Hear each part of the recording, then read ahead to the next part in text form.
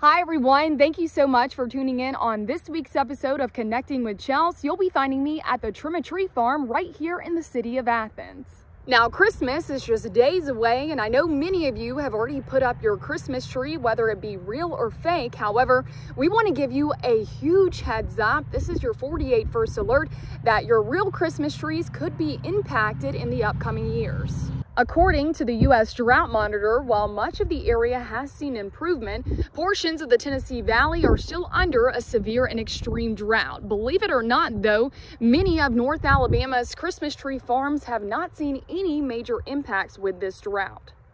That's because the main growing season usually runs from the spring through the summer, typically between the months of March through July, so your mature trees have been completely untouched.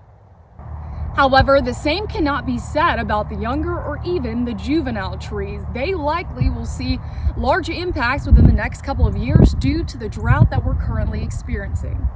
Now, it usually takes nearly 3 to 4 years for a Christmas tree to fully mature to the height of 7 to 8 feet. And the problem is the juvenile or the younger trees were planted in January of this year. So when you're making your favorite evergreen or pine selections in the next 2 years, you're likely going to see trees that are not as tall or as robust.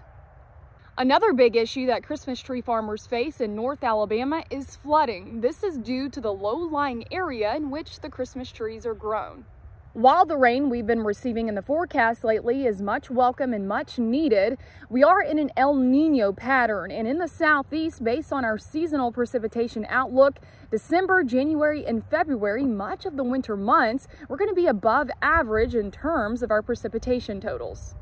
More and more people, just like you, are wanting to wrap their Christmas presents underneath the real deal. Just note, though, you could face challenges while picking out the perfect pine in the years to come. This would mean you could end up with a Charlie Brown Christmas tree versus a Clark Griswold.